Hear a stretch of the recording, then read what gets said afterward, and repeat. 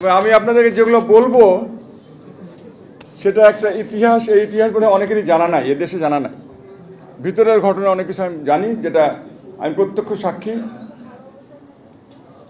বিডিআরের ঘটনা হলো, আমি শর্টকাট করতেছি। ঘটনা হলো 25 তারিখে 12:30টার দিকে ইন্ডিয়ান টিভি থেকে এনডিটিভি থেকে বলা হলো জেনারেল শাকিল মারা গেছে। এই খবরটা আমরা জানলাম। আমি তো ন্যাশনাল ডিফেন্স কলেজের কমান্ডার ছিলাম। আমার আন্ডারে ব্রিগেডিয়ার মাইনুল, উনি আমার সাথে আমার আন্ডারে চাকরি করতেছিলেন। উনি আমাকে সেদিন জানালেন, স্যার আমি বিডিআরে চলে যাচ্ছি ডিজি হয়ে। পরে জানিয়েছেন উনি চলে গেছেন অলরেডি পরের দিন, আমাকে না জানিয়েই। আমি তার বস ছিলাম। যাই হোক, ওখানে গিয়ে উনি ডিজির দায়িত্ব গ্রহণ করলেন। তবে আমি একটু আকারে কিন্তু বুঝতে পারতেছিলাম কিছু একটা হচ্ছে আর কি, আগেই বুঝতে পেরেছিলাম। যাই হোক, আমি কমান্ডে ছিলাম না, বিকজ সেনাপ্রধান আমাদের আর্মিতে যে সিস্টেম হলো সেটা তার জিওসি এবং ব্রিগেড কমান্ডার বা ইউনিট কমান্ডাররা থাকে। যেহেতু আমি ন্যাশনাল ডিফেন্স কলেজ ছিলাম, কমান্ডের বাইরে ছিলাম, পরের দিন আমি জেনারেল মঈনকে ফোন করলাম দুপুরের দিকে, বলেছে খবর কি। আমি তখন দ্বিতীয় সেনাবাহিনীতে বলতে গেলে জেনারেল মঈনের পরে আমার দ্বিতীয় স্থান, আমি লেফটেন্যান্ট জেনারেল ছিলাম সে সময়। আমি পরবর্তী অফিসে ছিলাম। কাজে আমার একটা দায়িত্ব বর্তায় গেল। এই দুর্দিনে আমাকে ওনাকে সাহায্য করা বা এই দেশকে সাহায্য করা বা বিডিআরকে সাহায্য করা বা বাংলাদেশ সেনাবাহিনীকে সাহায্য করা বা বাংলাদেশ জাতিকে সাহায্য করা। উনি বললেন যে হ্যাঁ এই তো অবস্থা চলতেছে। আমাকে উনি জিজ্ঞেস করলেন যে তুমি কি জানো শাকিল বেঁচে আছে কিনা। ভেরি ফানি, আমি কেমন করে জানবো, জানলে আপনি জানবেন। কিন্তু এটা কিন্তু আগের দিন ইন্ডিয়ান টিভিতে অলরেডি বলে দেওয়া হয়েছে যে শাকিল মারা গেছে।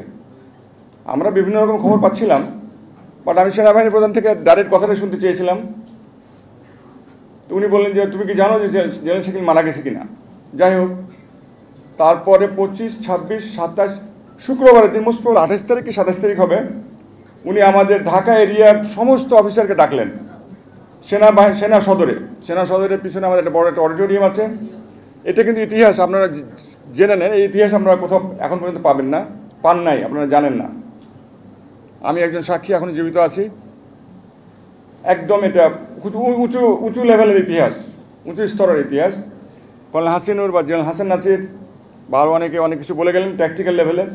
আমি এটা প্রধানমন্ত্রীর সাথে আমাদের তখন 1-to-1 কথাবার্তা হচ্ছে।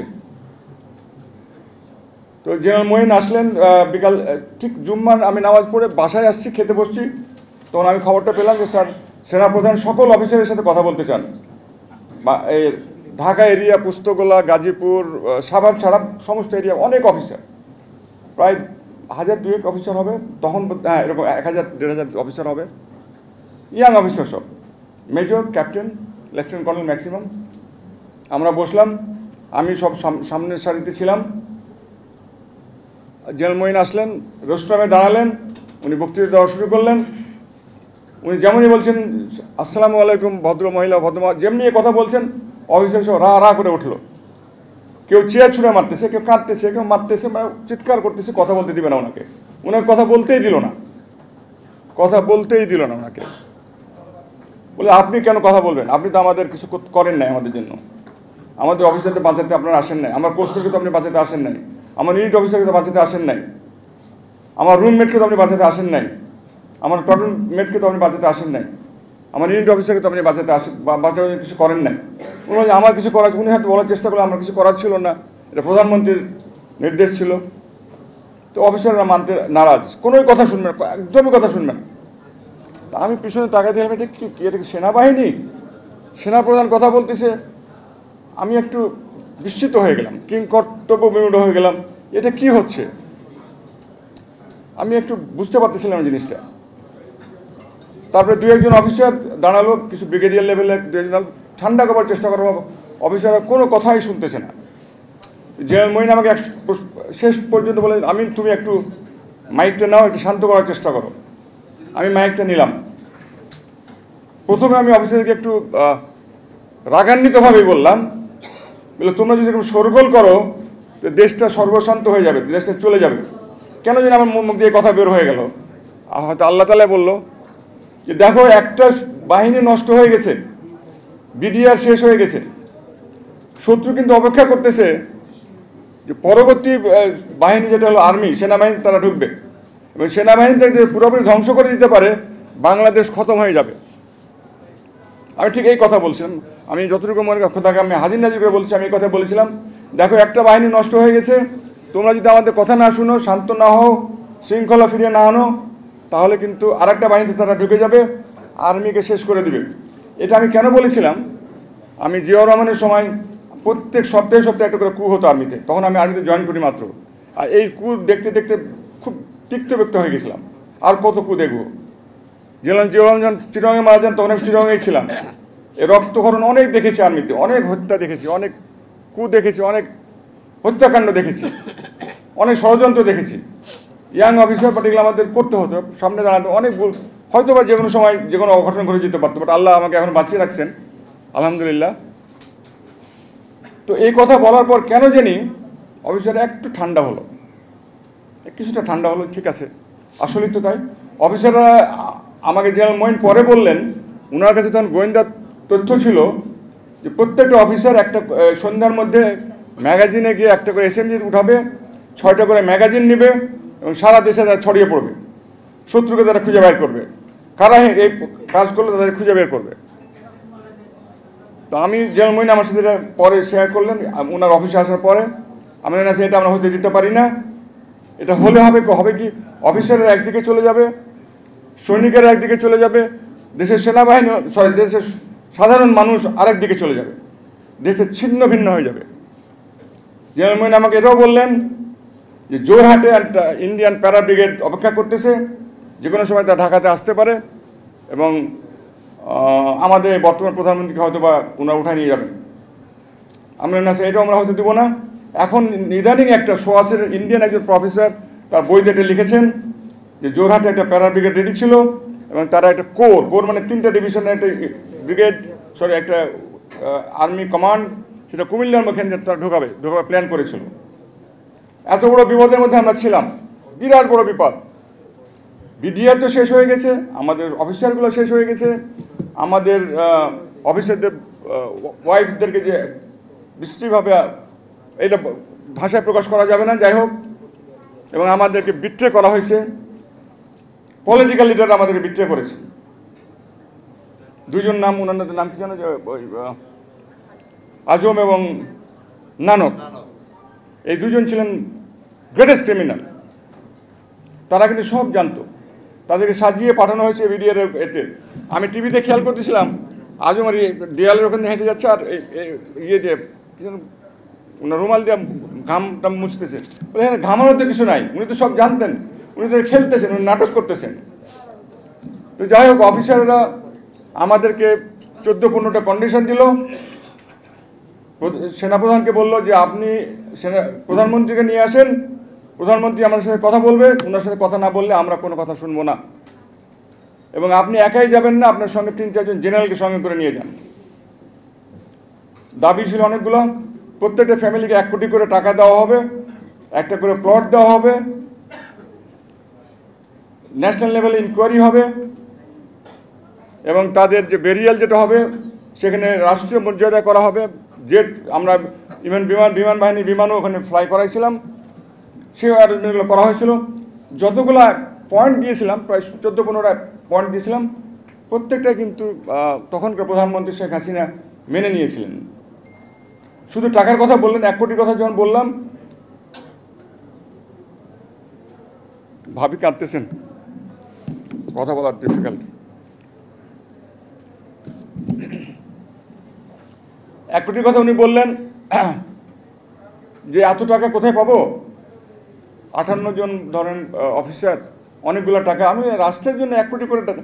আমি একটু বোকা ছিলাম, কথাটা ওইভাবে বলতে হতো না, আমি ডাইরেক্ট বললাম 1 কোটি করে দিতে হবে আপনাকে। জেনারেল মঈন রোস্ট্রাম থেকে নেমে আসলেন নিচে, এসে অফিসাররা ওনাকে ঘিরে ফেললেন।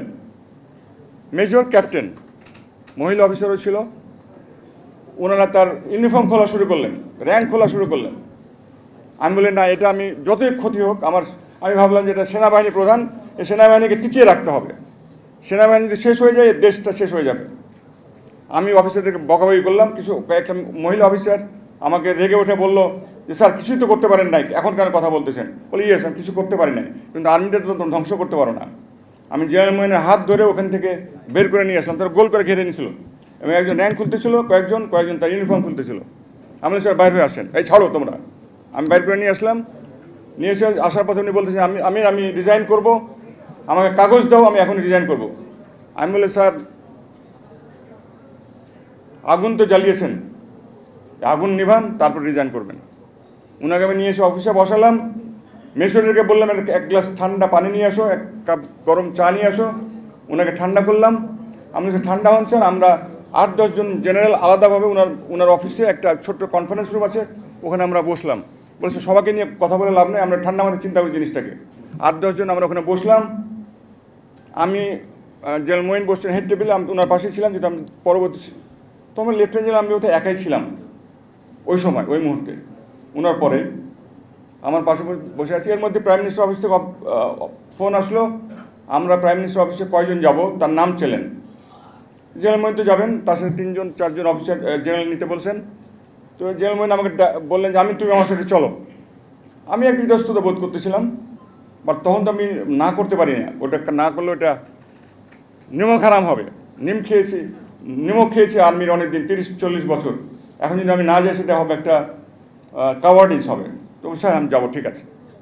সঙ্গে জেনারেল বেলাল আসলেন, জেনারেল আমাদের ডাক্তার জেনারেল সার্জেন ছিলেন, যে উনি যে আসলেন জেনারেল। আমরা 3 জন সঙ্গে গেলাম। আমি জেনারেল মঈন আমাকে বললেন যে আমি তোমার জিপ রেখে দাও, আমার সাথে আসো। আমি ওনার সাথে বসলাম। পথের মধ্যে আসরের আজান আসলো, পড়লো। আমরা দুজনে নামাজ পড়লাম উনার ইমামতিতে। উনি ইমামতি করলেন, আমরা নামাজ পড়ে প্রাইম মিনিস্টার অফিসে গেলাম।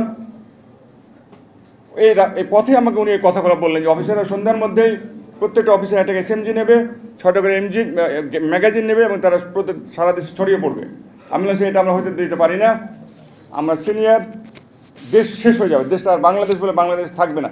এতটুকু আমি বুঝতে পেরেছিলাম, কেন জানি বুঝতে পেরেছিলাম। যাই হোক, তারপর আমরা গেলাম যমুনাতে, রমনা গ্রিনের উল্টো দিকে।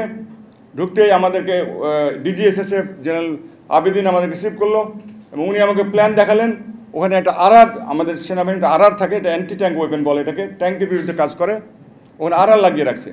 তা আমরা এখানে RR লাগাইছো কেন? এখানে তো ট্যাঙ্ক আসতে পারবে না, এটা তো ক্লোজ এরিয়া, এখানে তো বাগান বাড়ি ঘর, এখানে ট্যাঙ্ক মনে আছে, এটার ভয় দেখানোর জন্য রাখছি আর কি। আমাকে ব্রিফ করলেন সিকিউরিটি কী করা হয়েছে প্রাইম মিনিস্টারের জন্য। পিছন দিকে নিয়ে গেলেন, প্রাইম মিনিস্টারকে উনি কীভাবে ধানমন্ডিতে নিয়ে যাবেন তার ব্যবস্থা করা হয়েছে যদি কোনো কিছু অঘটন ঘটে। সিকিউরিটি ন্যাচারালি তাদের, এটা দায়িত্ব, SSF-এর দায়িত্ব এটা। তারপরে আমরা গিয়ে বসলাম প্রায় প্রধানমন্ত্রীর অফিসে। তখন হবে আনুমানিক রাত 8-7-8টার মতো হবে বোধহয়। আমরা টানা 3 ঘন্টা আলাপ করলাম। জেনারেল মঈন বিধ্বস্ত, ওনার দিকে চেয়ে তাকানো যাচ্ছেন, উনি মাথা নিচু করে আছেন, কথাই বলতে পারতেছেন না। তো দায়িত্বটা আমার হাতে এসে পড়লো।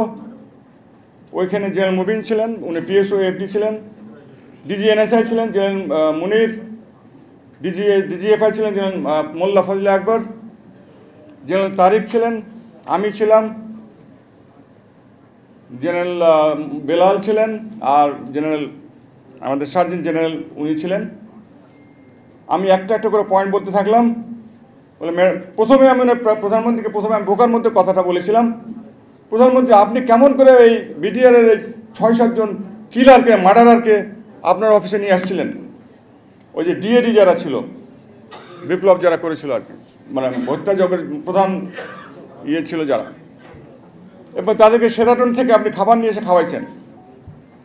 আমি আসলে বুঝি না জিনিসটা, এটা তো খুব অফেন্সিভভাবে নিয়েছে তারা। বলে আরে এত বড় কথা, প্রধানমন্ত্রীকে চ্যালেঞ্জ করতেছে। আমি বললাম ম্যাডাম না, ওটা না, কথা হলো আপনার নিচে তো DG আছে, সেক্রেটারি আছে, মন্ত্রী আছে, MP আছে, সেনাপ্রধান আছে, বিমান বাহিনীর প্রধান আছে, তারা কি করতেছে? আগে তারা করুক, তারপরে আপনার কাছে আসবে। এবং তাদের সব বেল খোলা, তারা আন্ডার অ্যারেস্ট। এই অবস্থায় আপনার অফিসে কীভাবে তারা আসলো এবং শেরাটন থেকে কীভাবে খাওয়ালেন? আমি এই কথাটা বোকার মতো ডাইরেক্টলি বলেছিলাম, হয়তো বলাটা ভুল ছিল, আমার ল্যাঙ্গুয়েজের টোনটা বোধহয় ভুল ছিল। যাই হোক, তখন হুঁশ ছিল না, যা বলার বলেছি আর। যাই হোক, what ever it is, but আমার কাছে সর্বাগ্রে চিন্তা লেগেছিল সেনাবাহিনীটাকে বাঁচাতে হবে, দেশটাকে বাঁচাতে হবে। এই কথাটা সবসময় চিন্তা করতেছিলাম। সেনাবাহিনীটাকে বাঁচাতে হবে, বিডিএ তো শেষ হয়ে গেছে এবং সে দেশটাকে সেনাবাহিনীকে আমরা বলি সেন্টার অফ গ্র্যাভিটি, এটা আমরা মিলিটারি টার্ম। কোনো দেশে যদি সেন্টার অফ গ্র্যাভিটি নষ্ট হয়ে যায় ওই দেশটা টিকে না। তো সেনাবাহিনী যদি নষ্ট হয়ে যায়, এটা জেনারেল জিয়াউর রহমানের দর্শন ছিল যে সেনাবাহিনীর টার্গেট ছিল ইন্ডিয়ার সব সময় সেনাবাহিনী ধ্বংস করতে বলে আর্মি বাংলাদেশটাকে পর্যদস্ত করে দেওয়া যাবে। সব পয়েন্ট বলতে বলতে বলতে আমাদের রাত 12টা 1টা পর্যন্ত বেজে গেল। এর মধ্যে মোস্ট প্রবাবলি প্রণব বাবুর একটা ফোন আসলো, আমি বুঝতে পারলাম ফোনটা আমাদের সামনে না, উনি পাশের রুমে গিয়ে অ্যাটেন্ড করলেন, করে এসে আবার এসে বললেন যে আমাদের বর্ডার এখন সিকিউর, বর্ডারে কোনো সমস্যা হবে না, আমি এটা আশ্বস্ত পেয়েছি। কিন্তু কে ফোন করেছেন ওটা বলেন নাই, বাট আমার ধারণা এটা ফোনটা প্রণব বাবুর থেকে আসছিল, এটা আমার ধারণা। আমার ধারণা ভুল হওয়ার কথা না মনে হয়। তারপরে কথা হলো যে আপনাকে যেতে হবে, অফিসারদেরকে অ্যাড্রেস করতে হবে এবং আপনার আশ্বস্ত পেলেই আমরা, অফিসাররা বলে দিয়েছে প্রধানমন্ত্রী এসে কথা না বললে আমরা এই ডেড বডিগুলোকে ইয়ে করতে দিব না, বেরিয়াল করতে দিব না, দাফন করতে দিব না। এটা অফিসারদের কন্ডিশন ছিল, পূর্ব শর্ত ছিল। আমার এটা বিরাট ব্যাপার, ডেড বডিগুলো 60টা ডেড বডি সিএমএইচে পড়ে আছে, এটা সহ্য করা যাচ্ছে না। তো তারপরে আপনাকে যেতে হবে। জেনারেল মঈন বলেন যে স্যার ম্যাডাম আপনি আজকেই চলেন, না কালকেই চলেন। আমি না স্যার এত তাড়াতাড়ি নেওয়া যাবে না, আমরা 2টা প্রেসিডেন্টকে মেরে ফেলেছি। এই বদনাম আমাদের সেনাবাহিনীর রয়ে গেছে। প্রধানমন্ত্রীকে আমার দেশটাকে ধ্বংস করে দেওয়ার ষড়যন্ত্র ছিল এটা। যেদিন পাদুয়া এবং রৌমারির ঘটনা হয় তার 2 দিন পরে ইন্ডিয়ান পার্লামেন্টে দাঁড়ায় ওখানকার ডিফেন্স সেক্রেটারি, ডিফেন্স মিনিস্টার একজন রিটায়ার্ড মেজর ছিলেন, উনি বলেছিলেন যে আমরা এটা প্রতিশোধ নেবো একদিন, উইল টেক রিভেঞ্জ। উনি বলেছিলেন আমরা রিভেঞ্জ নেব। আপনাদের যদি আবার খেয়াল থাকে, কিছুদিন আগে Indian defence minister Rajnath Singh লখনৌতে বলেছেন যে তোমরা প্রস্তুত হও, ওনার কমান্ডারকে বলেছেন, ইন্ডিয়ান কমান্ডারকে বলেছেন, এবং বাংলাদেশের সাথে কীভাবে যুদ্ধ করতে হবে সেটা একটা প্ল্যান করো। আপনারা কি দেখতে পাচ্ছেন না সেক্রেটারি বিল্ডিংয়ে আগুন লেগেছে? আমি 15 দিন আগে একটা সভায় বলেছিলাম যে আমরা সামনে সমূহ বিপদের সম্মুখীন হচ্ছি। আমি কিন্তু ওখান থেকে ওখান থেকে ড্র করেছি, ওইটাই ছিল ওয়ার্নিং। তারা বিভিন্ন জায়গায় ডিস্টার্ব করতেছে, রংপুরে ডিস্টার্ব করতে চায়, চিটাগংয়ে ডিস্টার্ব করতে চায়, বান্দরবান ডিস্টার্ব করতে চায়, চিটাগং ফেনী রোডে ডিস্টার্ব। তা আপনাদের এগুলো বুঝতে হবে, সিগন্যালগুলো বুঝতে হবে। That was the signal, that was the signal. তারপরে আমরা হিন্দুদেরকে এখানে অত্যাচার করতেছি, কিছুই তো নাই এখানে, কিছুই তো হয়নি, কিছুই হয়নি। কাজে আমাদের সার্বভৌমত্ব কিন্তু সবসময় আন্ডার থ্রেট, এতটুকু বুঝতে হবে। জনগণকে বুঝতে হবে, সাধারণ মানুষকে বুঝতে হবে। সাধারণ মানুষ বুঝলেই দেশটা টিকে যাবে। এই দেশকে ঠিক করা, পদানত করা অত সহজ নয়। আমাদের এখন 12টা ডিভিশন আছে, আর্মি ডিভিশন আছে, আমাদের বড় একটা বিডিআর ফোর্স আছে, আমাদের বড় একটা আনসার ফোর্স আছে, আমাদের বড় একটা বিএনসিসি ফোর্স আছে, আমাদের 18 কোটি মানুষ আছে। এখান থেকে আমরা 1 কোটি সৈনিক পাবো। 10 লাখ 20 লাখ ছাত্রকে যে আমরা ট্রেনিং দিই 3 মাস ধরে, শুধু এসএমজির উপর 2টা গ্রেনেড শেখাই দিই, যথেষ্ট যে কোনো আর্মিকে ঠেকায় দেওয়া যায়। 10 লাখ এই অ্যাবেল বডি আমাদের ছাত্র ছাত্রীদেরকে 3 মাস যদি ট্রেনিং দিই আর্মি থেকে আমরা, এবং প্রত্যেকে একটা এসএমজি দেবো, 6টা করে ম্যাগাজিন দেবো এবং 2টা করে গ্রেনেড ধরাই দেবো। আমাদের কিচ্ছু করা লাগবে না, আর্মির কিছু করা লাগবে না। ইন্ডিয়ান আর্মি ভিতরে আসুক, তারা পালায় চলে যাবে। এবং আমরা লিডারশিপ দেব, আমরা আপনাদের ডিরেকশন দেব, আপনাদের প্রশিক্ষণ দেব, আপনাদের সরবরাহ দেব, আপনাদের গান দেব, আপনাদের ম্যাগাজিন দেবো। সেই ক্ষমতা আমাদের রয়েছে। কাজে ভয় পাওয়ার কিছু নাই। নতজানু পররাষ্ট্রনীতি দিয়ে আমরা চলবে না, চলবে না, নো ওয়ে, সরি। আমরা অনেক দেখেছি। এবং বিডিআর ঘটনাটা এটা শুরু হয়েছিল, সেটা চলতেছে, আজকে পর্যন্ত চলতেছে। সেক্রেটারিয়েট বিল্ডিংয়ে অলরেডি আগুন লেগে গেছে, আর কত জায়গায় আগুন লাগবে আল্লাহ পাক জানেন। আপনারা সাবধানে থাকবেন। আমার বয়স হয়ে গেছে, আমি এখন 70 বছর হয়ে গেছে। আমরা কী বা করতে পারি, হয়তো বা দিক নির্দেশনা দিতে পারি, আর কী বা করতে পারি। বাট ছাত্রদেরকে, ইয়াং স্টার যারা আছে, আমাদের সেনাবাহিনীকে, আমাদের আনসার বাহিনীকে, আমাদের আমি বিজেপিকে কোনোদিন বিজেপি বলি না এখন পর্যন্ত, সবসময় বিডিআর বলি।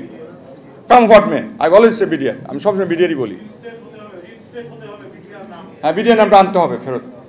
এটা আমরা বলবেন ভালো করে, বিডিআর নামটা আবার আসতে হবে। বিডিআর নামটা না বলে কেন ভালো লাগে না।